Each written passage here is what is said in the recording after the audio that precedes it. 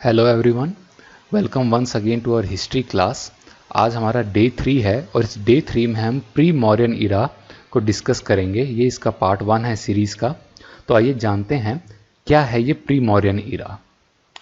तो 600 BCE से लेकर 322 BCE तक का जो टाइम है उसको हम प्री मॉडर्न एज या महाजनपद एज कह देते हैं।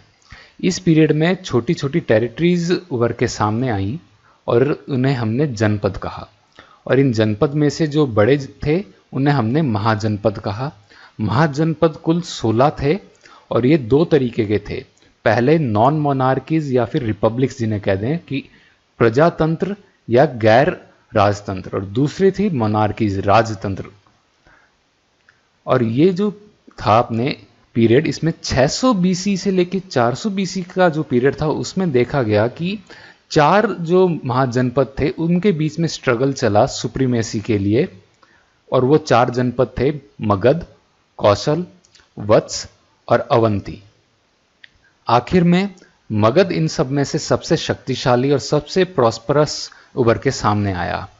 और जो डायनेस्टीज जिन्होंने मगध पे रूल किया मौर्यन डायनेस्टी से पहले, वो थी हर्यंक्य डायनेस्टी जिन्हें कि बिंबिसार ने स्थापित किया, शिशुनाग डायनेस्टी जिसे कि शिशुनाग ने स्थापित किया, और नंद डायनेस्टी जिसे कि महापद्मनंद ने एस्टेब्लिश किया। और ये नंद डायनेस्टी को माना जाता है कि ये पहली नॉन क्षत्रिय डायनेस्टी थी।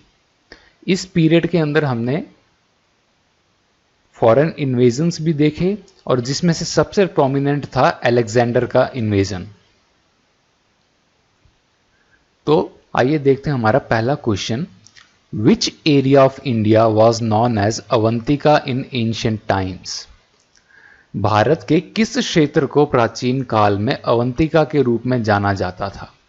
तो इसका करेक्ट आंसर है मालवा।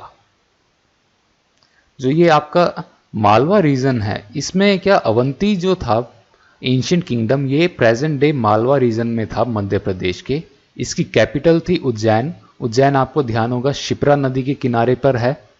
और it was one of the 4 महाजनपद, जो मैंने आपको बताए थे 4 महाजनपद जिनके बीच में स्ट्रगल चला था सुप्रीमेसी के लिए, उनमें से ये एक था Avanti. The first tirthankara of the Jains was, जैनों के पहले तीर्थंकार कौन थे? तो इसका करेक्ट आंसर है आपका ऋषभदेव। जो जैन हैं इनके 24 तीर्थंकार हुए हैं। इनमें से पहले थे ऋषभदेव, 23वें थे पार्श्वनाथ, और आखिरी थे महावीर। तो आपको यही नाम याद करने की जरूरत है, आपको 24 के 24 याद करने की जरूरत नहीं है, आपसे याद होंगे भी नहीं। अब जान लेते हैं ये जो तीर्थंकार थे इनके सिंबल जो थे वो क्या थे। तो ऋषभदेव थे, उनका चिन्ह था बुल यानी कि सांड। पार्श्वनाथ जो थे इनका था सांप स्नेक, और महावीर जो थे इनका सिंबल था लायन शेर। यवनिका or curtain was introduced in Indian theatre by which of the following? यवनिका या पर्दा भारतीय रंगमंच में निम्नलिखित में से किसके द्वारा पेश किया गया था? तो ये पेश किया गया था ग्रीक्स यानी कि यूनानियों के द्वारा। Who among the following was the first to invade India? निम्नलिखित में से कौन भारत पर आक्रमण करने वाला पहला व्यक्ति था? तो इन ऑप्शंस में से अगर देखें तो सबसे पहला था डेरियस वन। लेकिन आप देखेंगे सबसे पहले जो इन्वेजन किया था वो किया था साइरस ने, और ये आया था पर्शिया से, जो कि आज है मॉडर्न डे ईरान। इसने इन्वेजन किया था 550 BCE में। डेरियस वन था, ये साइरस का ही ग्रैंडसन था, और इसने इंडिया पे अटैक किया था 516 BCE में। डेरियस वन का जो सक्सेसर हुआ वो था जेरसिस, और इसने इंडियंस के साथ काफी बैटल लड़े।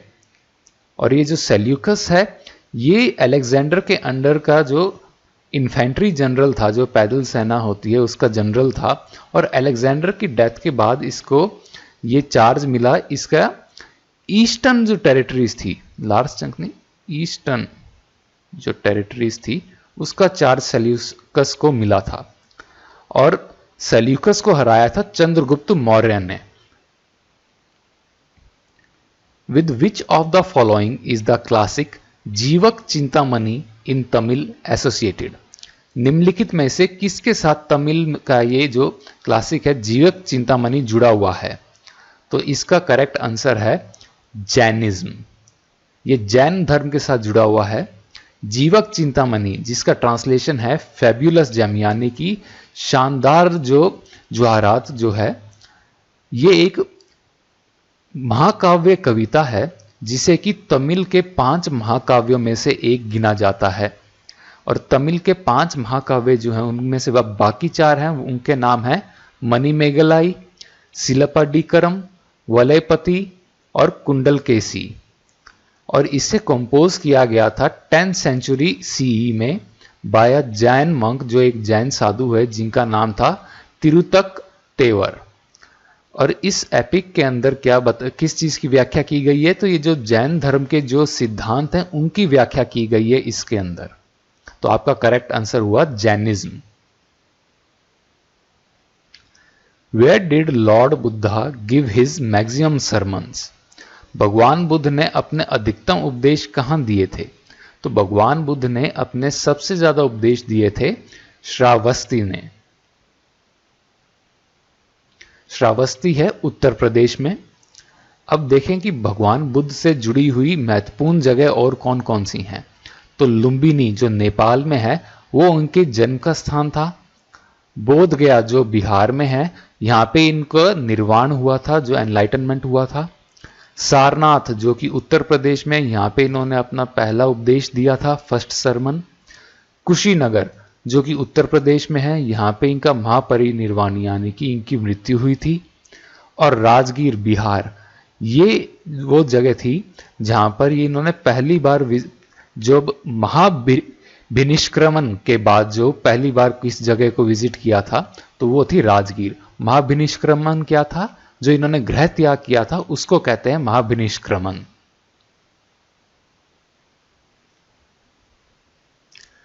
इन Tamil literature the glorious books Silappatikaram and Manimekalai are related to. ये अभी मैंने आपको ये 2 नाम बताए थे कि ये 5 महाकाव्यों में से एक हैं तमिल के। तो जो जीवक चिंतामणि था वो तो जैनिज्म से, जैन धर्म से एसोसिएटेड था, लेकिन ये जो हैं दोनों टेक्स्ट जो ये बुद्धिज्म से एसोसिएटेड हैं। Silappatikaram is one of the 5 great epics, जो अभी मैंने आपको पहले भी बताया था। और जो बाकी 4 थे इनके नाम फिर से बता देता हूं क्योंकि नाम याद होने थोड़े मुश्किल हैं। मणिमेगलाई, जीविका चिंतामणि, ये जे आएगा यहां पे, सी नहीं, जीविका चिंतामणि, वलयपति एंड कुंडलकेसी। और शिल्पाडिकरम को लिखा था बुद्धिस्ट भिक्षु, बौद्ध भिक्षु इलांगो अदिगल ने। और मणिमेगलाई जो है ये एक प्योरली बुद्धिस्ट वर्क है, 3rd संगम पीरियड, जो 3रा संगम काल था उसमें लिखा गया था मणिमेगलाई को। Who according to the Buddhists is believed to be the next incarnation of Gautam Buddha? बौद्धों के अनुसार गौतम बुद्ध का अगला अवतार कौन माना जाता है? तो इसका करेक्ट आंसर है Maitreya. Maitreya is foretold as the future Buddha of this world in Buddhist eschatology. जो ये बुद्धिज्म का जो ये परलोक जो ये सिद्धांत है उसके अनुसार मैत्रेय को कहा गया है कि ये भविष्य के बुद्ध होंगे। और अत्रेय अपने हिंदू धर्म के एक महान ऋषि हुए और आयुर्वेद के बहुत बड़े ज्ञानी थे। नागार्जुन जो बौद्ध भिक्षु, एक बौद्ध फिलोसोफर बहुत बड़े हुए ये। और कल्कि हमें पता है भगवान विष्णु का 10वां अवतार है। Which among the following मठ is related with Buddhism? निम्नलिखित में से कौन सा मठ बौद्ध धर्म से संबंधित है? तो बौद्ध धर्म से जो मठ संबंधित है उसका नाम है चैत्य। ये बौद्ध और जैन धर्म दोनों के साथ संबंधित है और इसके अंदर एक स्तूप होता है। जो ये दखमा है, ये जो है, जो ज़ोरास्ट्रियंस जो कि पारसीज होते हैं, उनके एक जो सर्कुलर रेज स्ट्रक्चर होता है जहां पे कि ये अपनी डेड बॉडीज को छोड़ देते हैं, तो उसको कहते हैं दखमा। और खांगा क्या है कि जो ये सूफी जो लोग हैं, इनके जो मिलने का स्थान है, उसको कहते हैं खांगा। Where was world's largest monolithic statue of Buddha installed? Buddha की विश्व की सबसे बड़ी अखंड मूर्ति कहां स्थापित की गई थी? तो इसका जवाब है बामियान। बामियान के अंदर जो ये दो बुद्ध खड़े ही थी, ये मतलब मूर्तियां बुद्ध की खड़ी मूर्तियां थी, कि खड़ी मुद्रा के अंदर थे, वरना बुद्ध की मूर्तियां आप देखेंगे ज्यादातर उनकी बैठी हुई मुद्रा में होती हैं। तो ये जो मूर्ति थी, ये 6वीं शताब्दी की थी, बहुत ही बड़ी ये मूर्तियां थी हजरत रीजन में, सेंट्रल अफगानिस्तान के। लेकिन जो ये टेररिस्ट ऑर्गेनाइजेशन है तालिबान, इसने मार्च 2001 में इन्हें विध्वंस कर दिया, दोनों मूर्तियों को। द आजीविकाज वर आजीविका क्या है?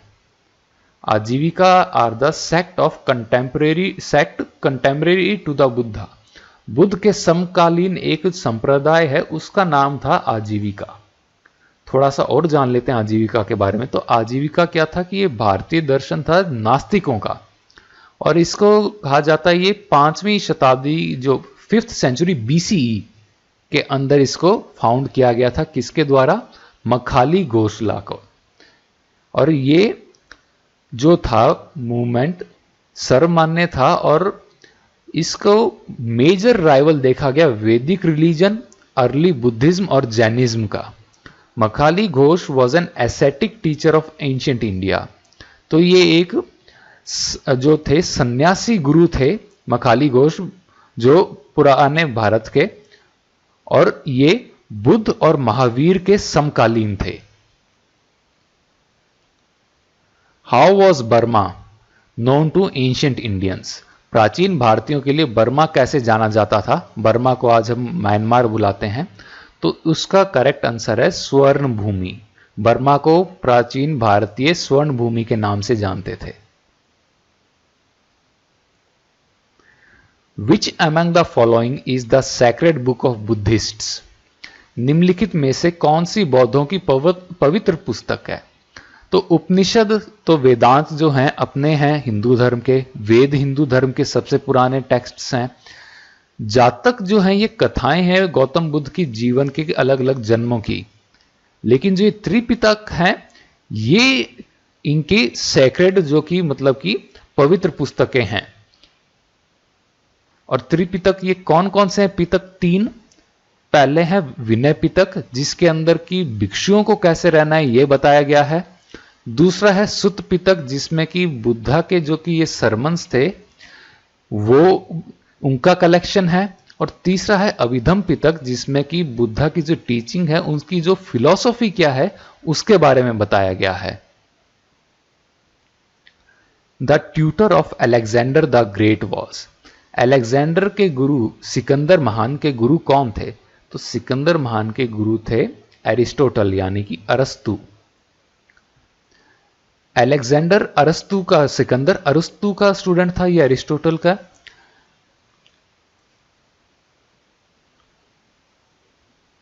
ये स्टूडेंट रहा एरिस्टोटल का।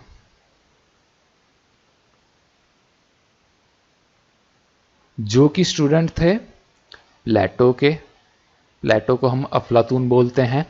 और जो कि स्टूडेंट थे सोक्रेट्स के, सोक्रेट्स जिनको कि हम सुकरात बोलते हैं हिंदी में।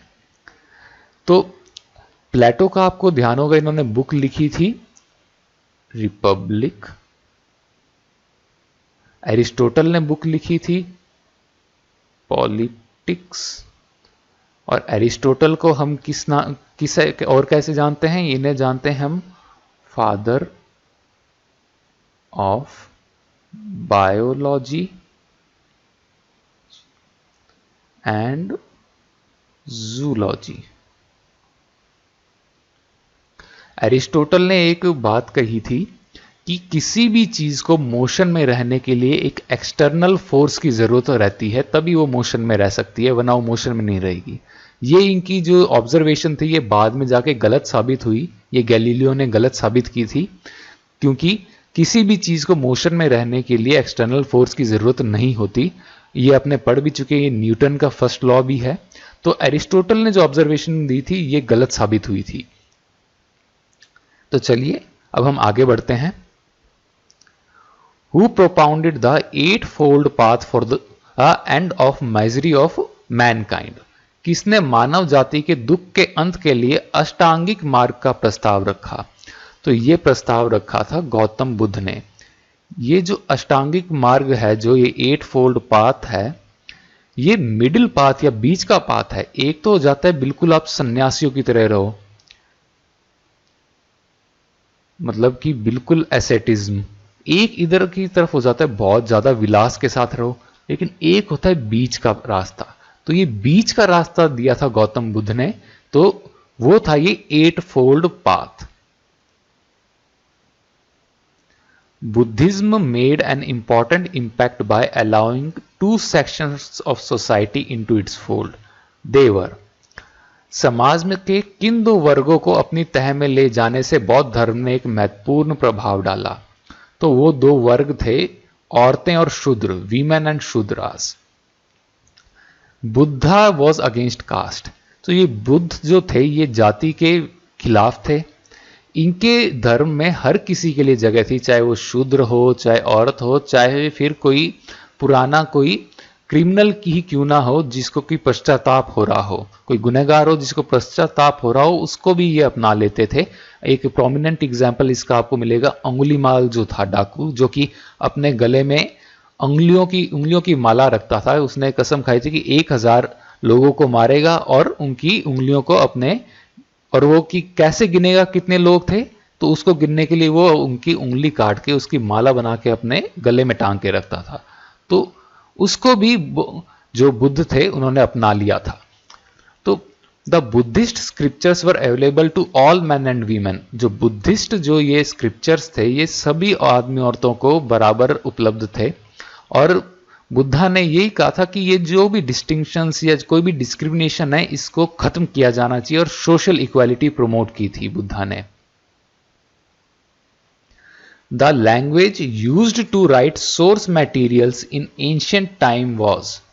प्राचीन समय में स्रोत सामग्री लिखने के लिए इस्तेमाल की जाने वाली भाषा कौन सी थी? तो वो भाषा थी आपकी पाली।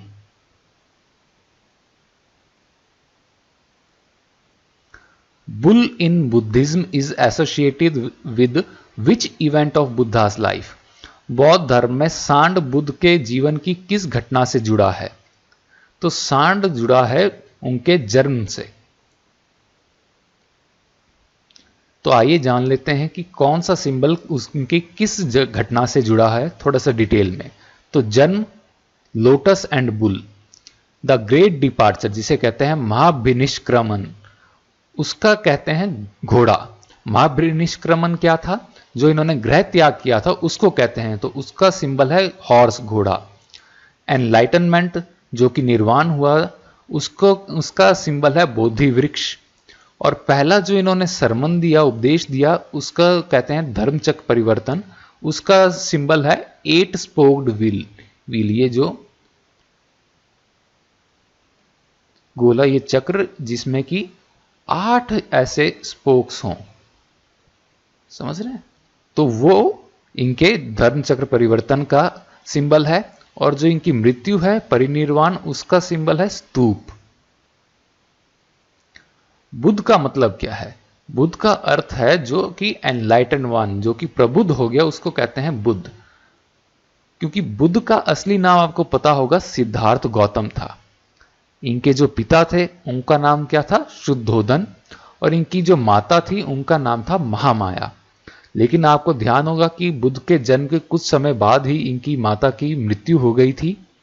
तो इनकी फिर जो विमाता आई उनका नाम था गौतमी।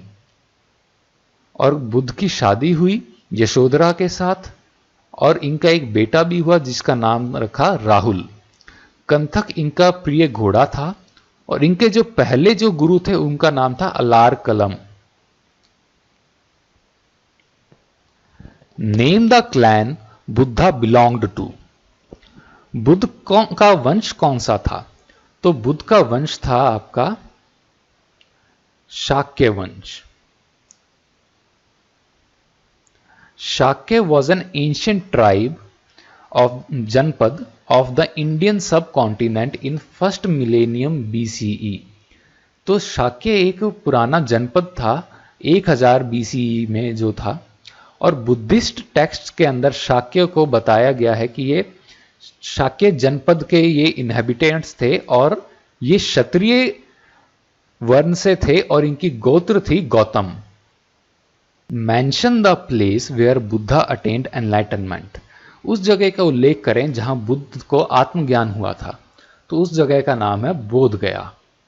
बोध गया में इनको आत्मज्ञान हुआ था बोधि वृक्ष के नीचे बैठ के। विच one of the following was the last Buddhist text produced in India. निम्नलिखित में से कौन सा भारत में निर्मित अंतिम बौद्ध ग्रंथ था? तो इसका नाम था वंस्थापकसिनी, ऑप्शन नंबर 4। वंस्थापकसिनी जो है ये आखिरी बुद्धिस्ट टेक्स्ट था जो कि इंडिया में प्रोड्यूस हुआ था। इसके अंदर हमें इंफॉर्मेशन मिलती है जो मौर्यंस थे उनके ओरिजिन की, उनकी उत्पत्ति की। Alexander and Porus fought a battle at. Sikandar और पोरस की लड़ाई कहां लड़ी गई थी? तो सिकंदर और पोरस की लड़ाई लड़ी गई थी हाइडेस्पेस में। जो ये हाइडेस्पेस का जो ये युद्ध था ये 326 बीसी में लड़ा गया था अलेक्जेंडर और पोरस के बीच में। पोरस पौरव किंगडम का था और ये किस नदी के किनारे लड़ा गया था? ये झेलम नदी के किनारे लड़ा गया था। तो कल को अगर क्वेश्चन पूछा जाए कि किस नदी के किनारे सिकंदर और पोरस, अलेक्जेंडर और पोरस लड़े थे, तो आंसर होगा Jhelum. After Alexander's death the eastern part of his empire came under. Sikandar की मृत्यु के बाद उसके साम्राज्य का पूर्वी भाग किसके अधीन आ गया था? तो ये मैंने आपको इनिशियली ही बता दिया था कि ये अंडर आया था सेल्यूकस निकेटर के, और सेल्यूकस को हराया था किसने? चंद्रगुप्त मौर्य ने। The early Buddhist scriptures were composed in. प्रारंभिक बौद्ध धर्म ग्रंथों की रचना कौन सी भाषा में की गई थी? तो उस समय जब बुद्धा के समय की भाषा जो मेन थी वो थी पाली। तो आपको आरंभिक जो भी बुद्धिस्ट स्क्रिप्चर्स मिलेंगे वो पाली भाषा में ही मिलेंगे। Gautam Buddha expired at. गौतम बुद्ध की मृत्यु कहां हुई थी? तो गौतम बुद्ध की मृत्यु हुई थी कुशीनगर में। सारनाथ में तो इन्होंने पहला उपदेश दिया था, बोध गया में इन्हें ज्ञान की प्राप्ति हुई थी और लुम्बिनी में इनका जन्म हुआ था। और बुद्ध का जीवन काल कब से कब तक था? तो बुद्ध का जीवन काल रहा 563 बीसी से लेके 483 बीसी तक। 80 साल का इनका जीवन काल था गौतम बुद्ध का। Who was the wife of Mahavira. Mahavir की पत्नी कौन थी? तो महावीर की पत्नी थी यशोदा। तो महावीर के बारे में थोड़ा सा जान लेते हैं। महावीर का जन्म कुंडल ग्राम में हुआ था जो कि वैशाली के पास है बिहार में। और कब हुआ था? 540 बीसीई में। इनके पिता का नाम सिद्धार्थ था और इनकी माता का नाम था त्रिशला। इनकी शादी हुई यशोदा से और इनकी एक बेटी थी जिसका नाम था प्रियदर्शना। प्रियदर्शना की शादी हुई जमाली से और ये जमाली आगे चल के महावीर के पहले शिष्य बने। महावीर ने अपना पहला उपदेश दिया था पावा में, जिसको कि आज हम फाजिल नगर कहते हैं, ये उत्तर प्रदेश में है। और इनकी मृत्यु हुई 468 बीसी में पावपुरी में, जो कि बिहार में है।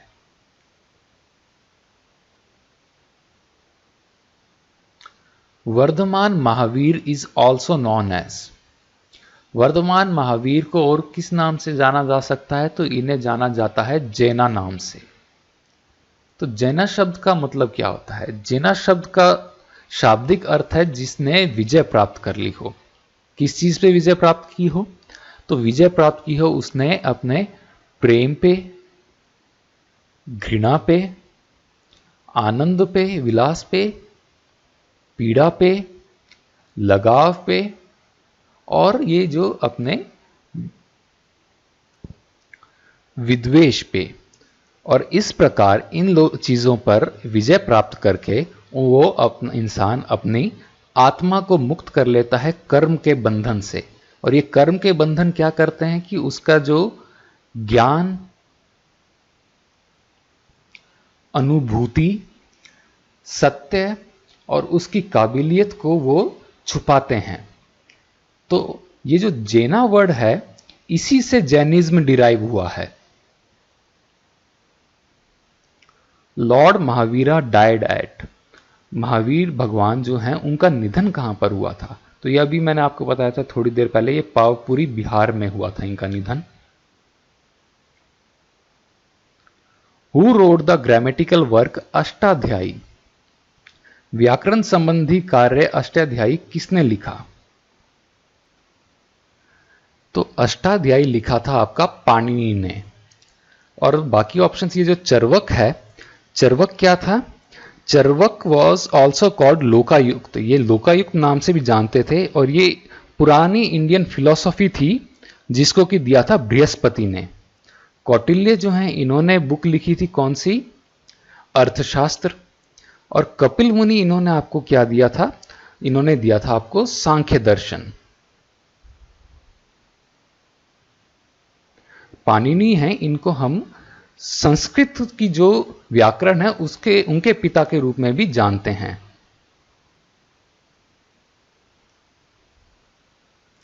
Buddha gave his first religious message eight, Buddha ने अपना पहला धार्मिक संदेश कहां दिया था? तो वो इन्होंने सारनाथ में दिया था।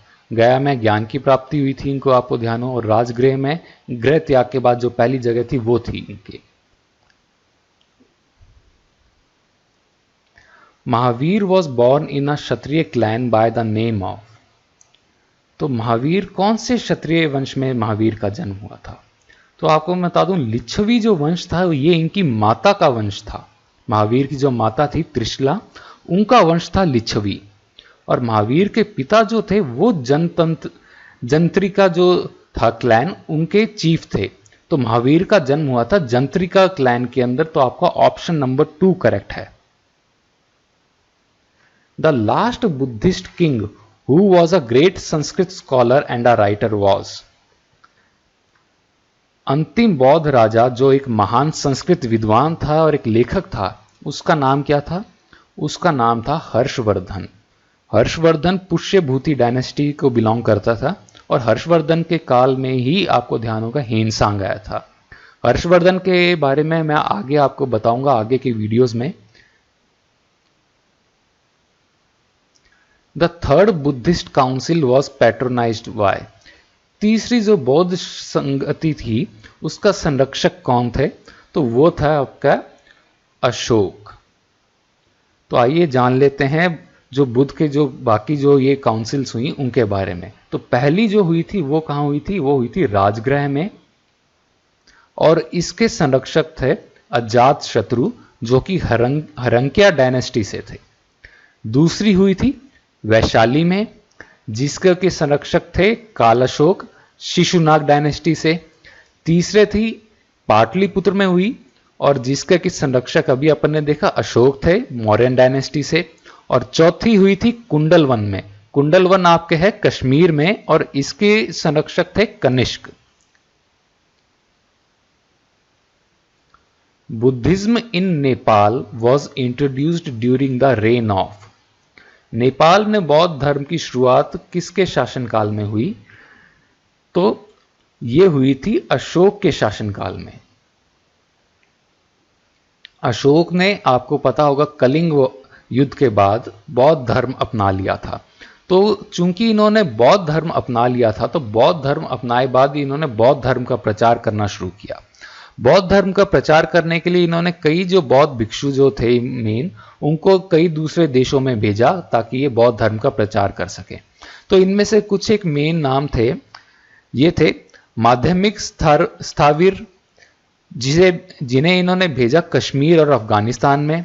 दूसरे थे महारक्षित स्थावीर जिन्हें इन्होंने भेजा Syria, Iran, Egypt, Greece, Italy और टर्की में।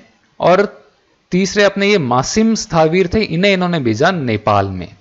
ये स्थावीर क्या है? स्थावीर निकाय है, ये बौद्ध स्कूल का एक बहुत पुराना बौद्ध स्कूल है। तो उसके जो भिक्षु थे उनको अशोक ने दूसरे देशों में भेजा था। Which ruler murdered his father Bimbisara to ascend the throne? किस शासक ने सिंहासन पर बैठने के लिए अपने पिता बिंबिसार की हत्या की थी? तो उसका आंसर है आपका अजातशत्रु। अजातशत्रु हर्यंका डायनेस्टी के थे। हर्यंका डायनेस्टी के फाउंडर थे बिंबिसार। अजातशत्रु के बेटे का नाम था उदयन जी, और उदयन ने फाउंड किया था पाटलिपुत्र को। तो अगर क्वेश्चन आता है कि पाटलिपुत्र का फाउंडर का नाम क्या था, तो आपका आंसर होएगा Udayan. Mahavira's first disciple was? Mahavir के पहले शिष्य कौन थे? तो महावीर के पहले शिष्य मैंने आपको बताया था जमाली थे, जो कि इनके दामाद थे।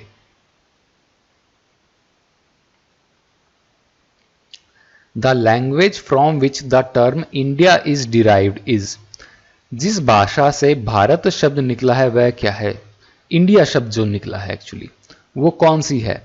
तो वो लैंग्वेज है फारसी, यानी कि पर्शियन। ये इंडिया वर्ड आता है इंडस से। इंडस जो अपनी रिवर है उससे आता है इंडिया। और ये इंडस वर्ड है, ये ओल्ड पर्शियन वर्ड हिंदू से आता है। और ये हिंदू जो वर्ड है ये पुराना संस्कृत वर्ड है सिंधु, उससे आता है। और सिंधु किसका बोलते हैं? सिंधु इंडस का नाम है। तो अपने देखेंगे कि अपने जो नेम के ओरिजिन हुआ है ये इंडस वैली से हुआ, इंडस रिवर से हुआ है। और कौन सी लैंग्वेज है? ये पर्शियन लैंग्वेज है। Vaishakh Purnima has a great significance because it was on this day. Vaishakh Purnima का बड़ा महत्व है क्योंकि इसी दिन बुद्धा का जन्म हुआ था, बुद्धा का ज्ञान की प्राप्ति हुई थी, बुद्धा की मृत्यु हुई थी। तो ये तीनों ऑप्शन ही सही है। तो आपका option number 4 all of the above correct है। ये वैशाख पूर्णिमा कब आती है? ये मई के, अप्रैल एंड या मई के अंदर आती है। ये चैत्र मास के बाद आती है। चैत्र मास आपका लग जाता है होली के दिन।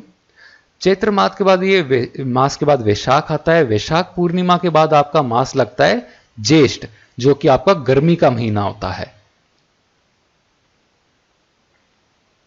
The tax which the kings used to collect from the people in the Vedic period was? जो राजाओं द्वारा वैदिक काल में जनता से जो कर वसूला जाता था उसे क्या कहा जाता था? उसे कहा जाता था बलि। तो बलि से आप ये कंफ्यूज मत होइएगा कि बलि का मतलब है एनिमल सैक्रिफाइस, नहीं। बलि अगर आपने जो हवन के अंदर कोई भोजन डालते हैं वो भी एक बलि ही है। तो बलि का मतलब एनिमल सैक्रिफाइस नहीं होता। तो बलि का मतलब है कोई भी आप सैक्रिफाइस दे रहे हो।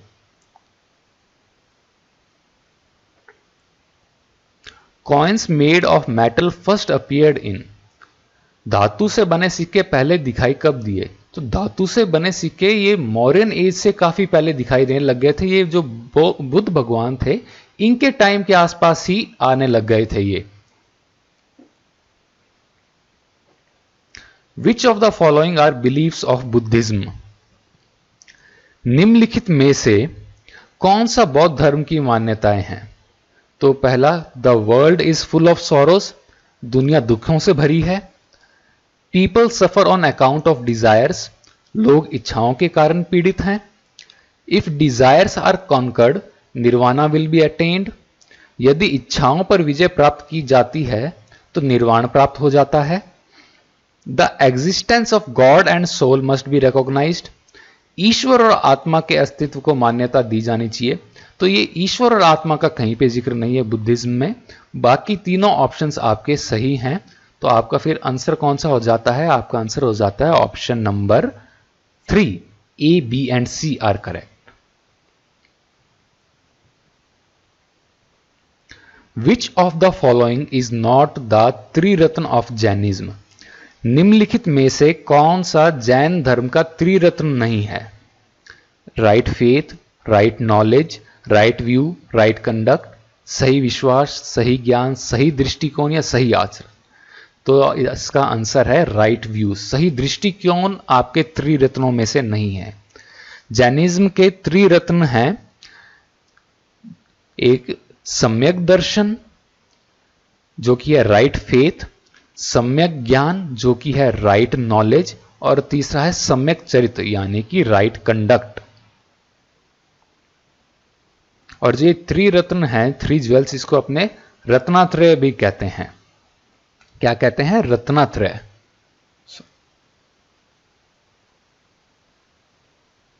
The religion which preached desire is the cause of all sufferings is. धर्म जिसने कहा इच्छा सभी कष्टों का कारण है, उसका क्या नाम है? तो उसका नाम अभी अपन ने थोड़ी देर पहले ही बुद्धिज्म के बारे में पढ़ी थी, 3 बातें, तो उनमें से यही था एक। तो आंसर है बुद्धिज्म।